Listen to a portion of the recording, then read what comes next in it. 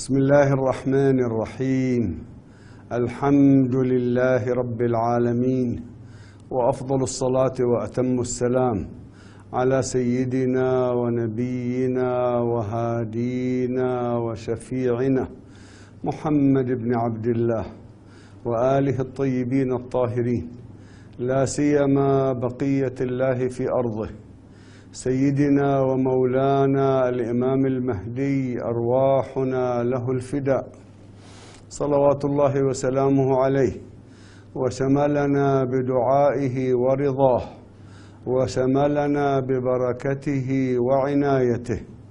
السلام عليكم إخواني الأعزاء، أخواتي المؤمنات، السلام عليكم يا أهل البحرين، يا أنصار الله ورسوله وأهل بيته الطاهرين. قالوا لي أنه نريد أن تسجل كلمة بمناسبة الفرحة والاحتفال بمولد المولى الإمام المهدي أرواحنا له الفداء، من أجل أن يسمعها المؤمنون في البحرين. فانحبست الدمعة في عيني. قلت لهم اتفقت على موعد تسجيل هذه الكلمات، ولكنني صليت ووقفت بعد الصلاة أخاطب الإمام المهدي روحي له الفداء، أخاطبه لأهل البحرين. صلوات الله عليك يا سيدي ومولاي، هؤلاء أهل البحرين كبارهم وصغارهم، رجالهم ونساؤهم وأطفالهم، رغم جراحهم يبتسمون لفرحة مولدك. كم يحبك هؤلاء، روحي لك الفداء. هؤلاء بنو عبد القيس، بنو عامر بن صعصع، قبائل عربية أخرى.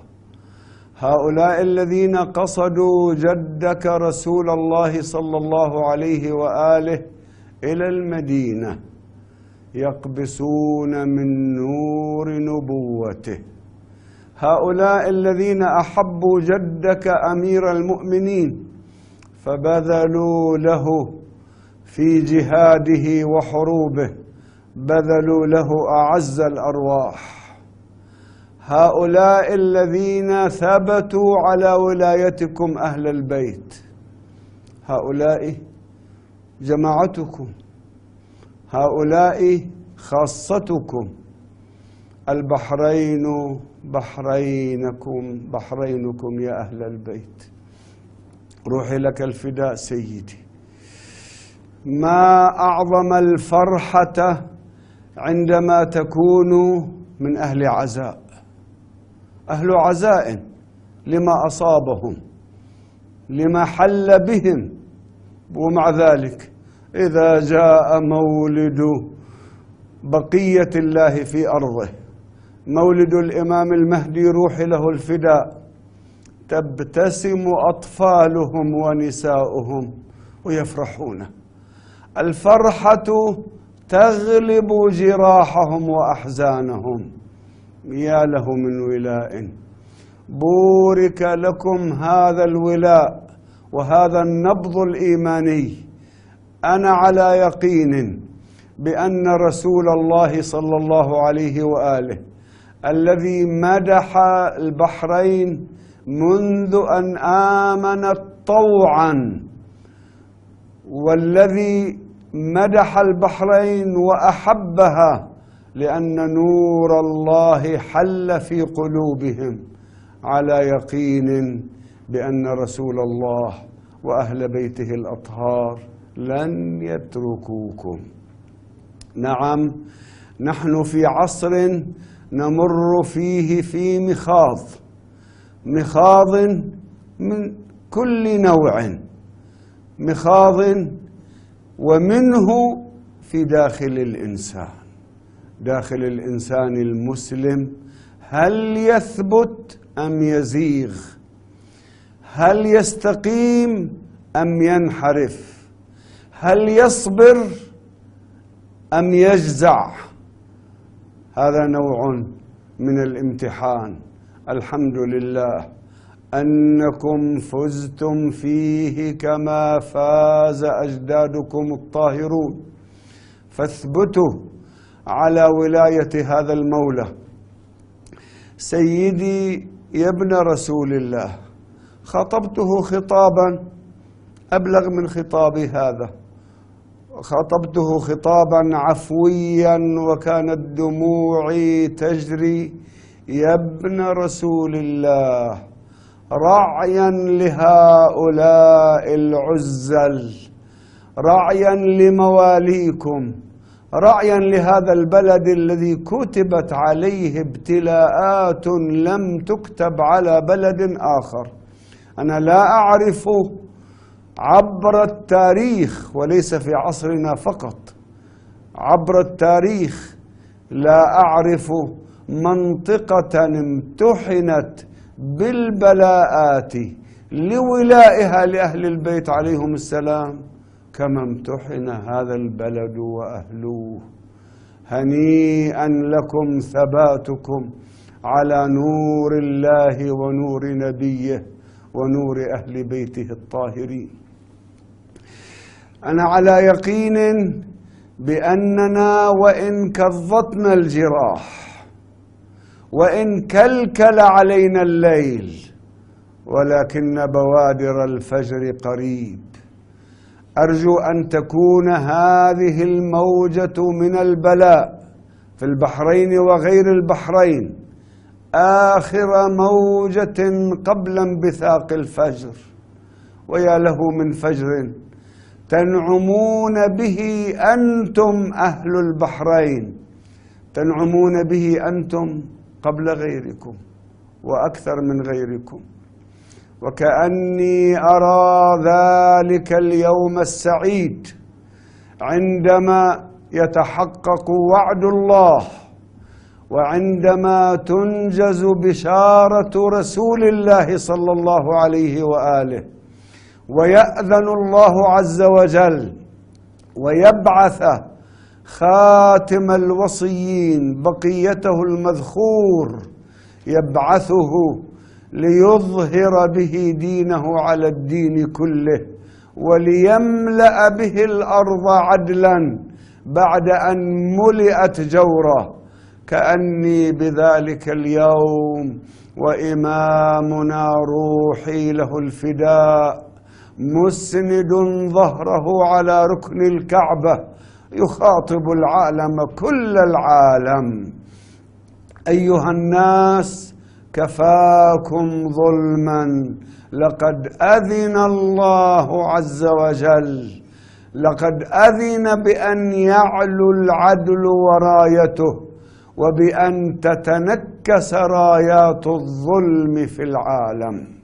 عندما يوجه بيانه الأول روحي له الفداء بلغات العالم يهتز العالم كله ويموج العالم الإسلامي من أقصاه إلى أقصاه. وأول منطقة تموج الحجاز والبحرين، يموج الناس ثم يتجهون أرسالا أفواجا نحو وليهم ومولاهم روحي له الفداء. كأني بكم لا يمنعكم مانع من الوصول إلى المولى، يستقبلكم روحي له الفداء ويسكن آلامكم ويمسح دمعاتكم ويمسح جراحكم، فترتسم البسمة الكبرى على وجوهكم. كيف لا؟ والصديقة الزهراء فاطمة ترتسم البسمة على وجهها الشريف. إخواني الأعزاء، هنيئا لكم، ولاؤكم لأهل البيت الطاهرين، فاثبتوا على هذا الولاء مهما كانت ضريبته، فإن الفجر بإذن الله قريب، وأنتم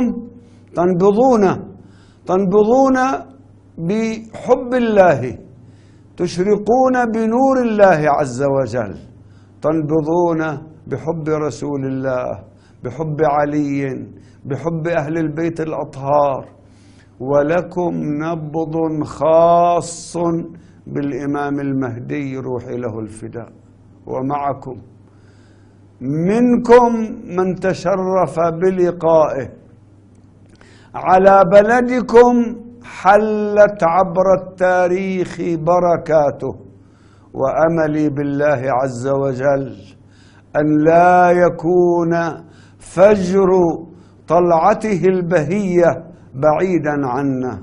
نحن لا نوقت ولكننا نأمل.